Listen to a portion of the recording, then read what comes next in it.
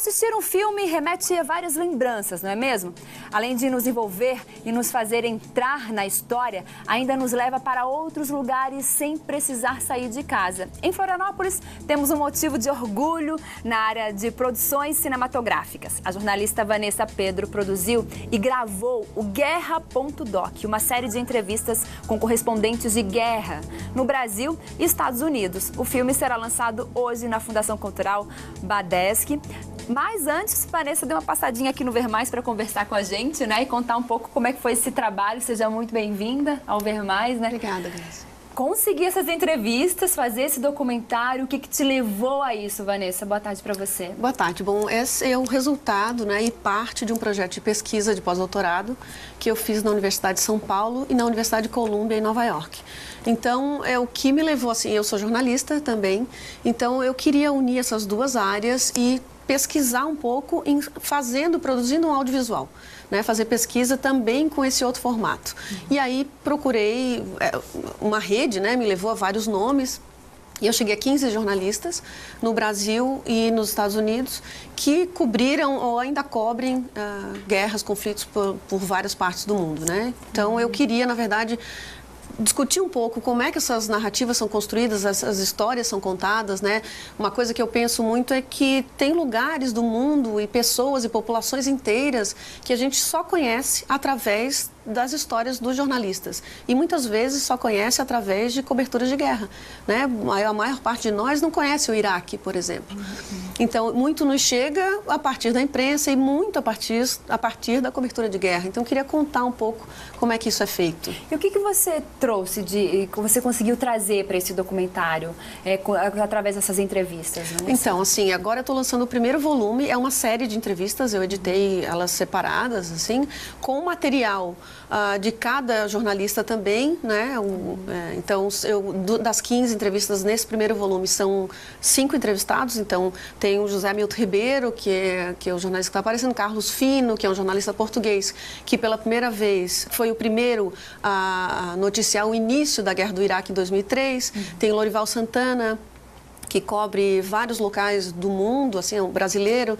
Tem Kennedy Alencar, que também cobriu o Kosovo. Então, tem vários locais. Tem um jornalista também, um fotógrafo norte-americano, Mike Camber, que cobriu a Guerra do Iraque. Então, assim, eu conto as histórias deles, as experiências deles. Por exemplo, como é que eles... tem alguns que já não cobrem mais, decidiram parar. Então, tem um casal, por exemplo, eles se conheceram em guerras, em conflitos, se conheceram na América Central e se apaixonaram em Kosovo, assim eles me disseram. Loucura. E decidiram parar de cobrir quando a primeira filha deles nasceu. Iria nascer, né? Então, eles me contam da experiência deles de parar, por exemplo. Duas coisas interessantes que eles me falaram é que quando ela disse que ia parar, todo mundo achava muito natural. Ela estava grávida e não, então para de cobrir. E ele disse, não, eu também vou parar, porque vai nascer minha filha. Daí todo mundo achava que era um absurdo ele parar de cobrir, né? Então, isso é como fica diferente, né? Para um jornalista homem, para uma jornalista mulher.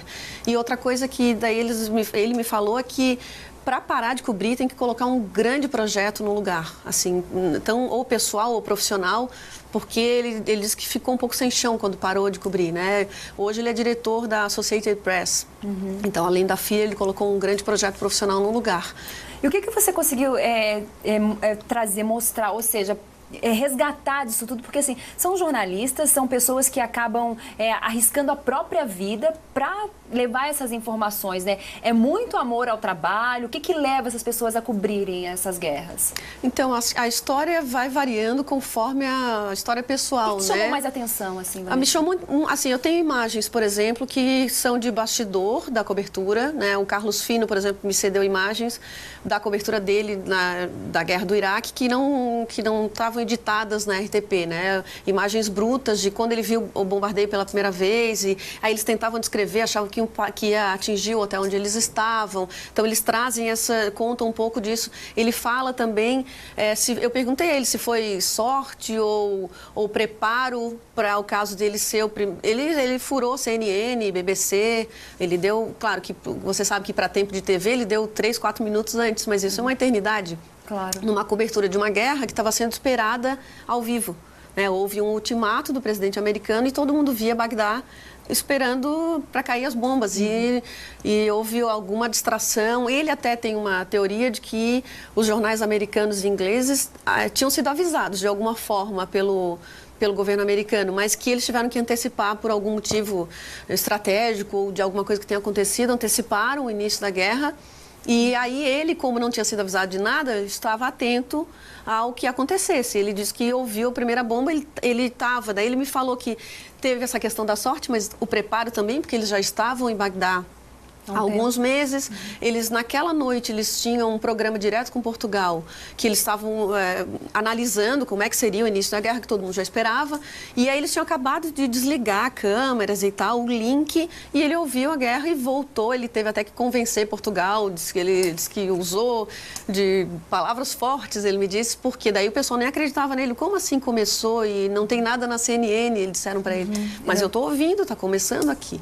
Então, e assim, histórias muito particulares. Como é que eles conseguem separar? Porque assim, numa situação como essa, por exemplo, assim, a emoção daquele ali, o medo, né, o que envolve muito do próprio jornalista para narrar os fatos, assim, como é que eles conseguem separar isso? Eles, o que me contam, assim, eu acho que está tudo muito misturado, na verdade.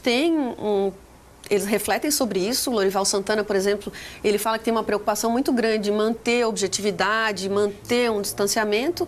Agora, de todo modo, tem uma mistura da própria vida, né? O Kennedy Alencar foi cobrir Kosovo, também, assim, a esposa dele é da região dos Balcãs, então ele se interessou por ir cobrir por também um motivo pessoal. Então, o pessoal e o profissional vão sendo construídos juntos, só que sempre o profissional tem que ser evidenciado para que consiga, ao mesmo tempo, se aproximar. Né? Isso vale para qualquer pauta jornalística, claro.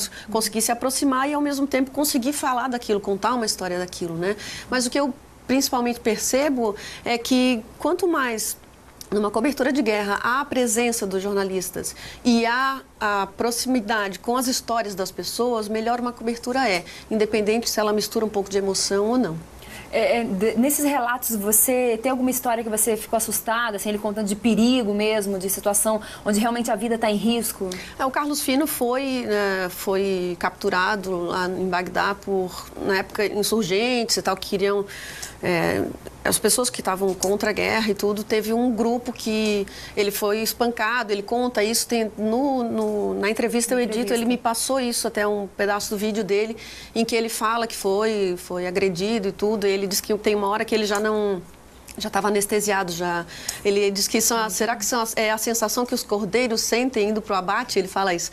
Então, assim, eles contam momentos dramáticos. O José Hamilton Ribeiro, por exemplo, que é um grande jornalista brasileiro, cobriu o Vietnã. E ele, para a revista Realidade, na época, e no fim das contas, ele foi ferido quando fazia a sua cobertura e virou capa da revista Realidade, né? Então ele fala sobre esse drama também. Eu mostro a capa da revista Realidade, toda a matéria assim que tem, então é interessante assim. É o risco que eles correm, na verdade. A gente vê assim, muitos jornalistas pelo mundo aí, né, que acabam são pegos, né, ficam como reféns de uma situação. É um risco que eles acabam correndo, é isso? Sim, é uma profissão de risco, não tenha dúvida, né? Mas eu acho que apesar disso, a gente tem que ver o risco e tem que ver o que sai disso como história, né? O que eles conseguem. O quanto eles são importantes, né? Para o mundo, né? Porque eles são um meio de comunicação, né?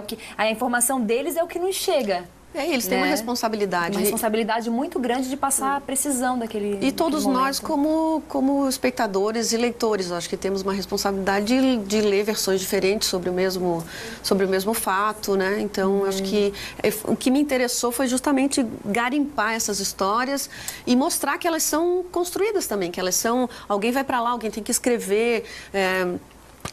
sob o perigo, enfim, com as suas próprias histórias, com seus próprios conceitos das coisas, né? E perceber, como a gente sabe, que o jornalismo é produzido, é uma parte da realidade também, né?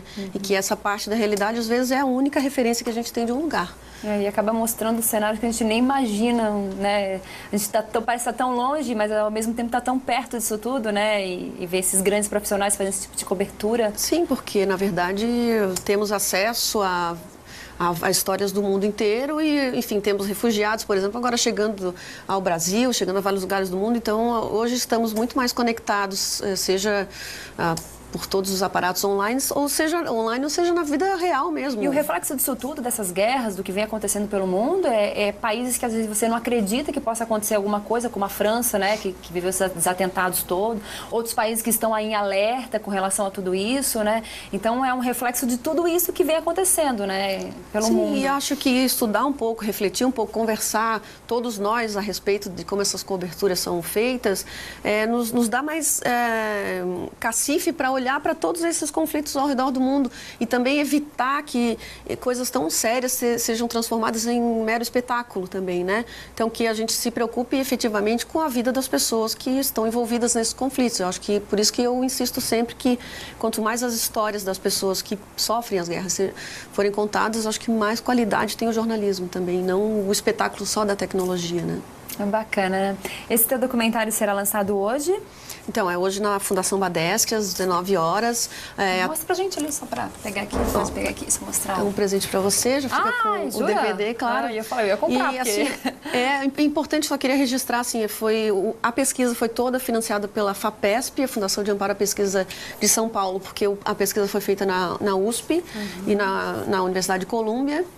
Eu também tenho apoios locais, né? A Federação dos Trabalhadores do Comércio também apoiou o projeto e está hoje também apoiando o lançamento, o Sindicato dos Jornalistas, a editora Palavra Com também, que deve lançar as entrevistas, vai lançar as entrevistas em livro. Muito bacana. Parabéns pelo teu trabalho. Esse é o primeiro volume só, né?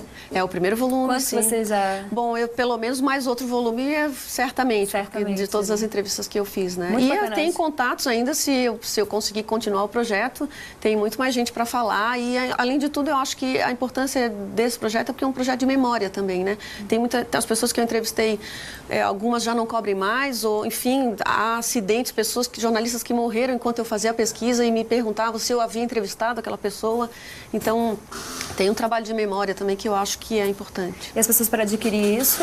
Bom, hoje na Fundação Badesc vai ter à disposição, né, um agradecimento também à Fundação, e depois pode me procurar pelo telefone 9814-3797, e meu e-mail também, e eu posso fornecer DVDs. Bacana, aqui. Vanessa, muito obrigada pela sua participação, um belo trabalho, né? Eu acho que além disso você está prestando um serviço à sociedade também através desses jornalistas, né, que têm grandes depoimentos, pessoas que são tão importantes, né, no cenário mundial para a gente, para nos dar informação e nos tornar mais próximo daquilo que parece tão irreal, né? Exatamente. Obrigada, Obrigada também.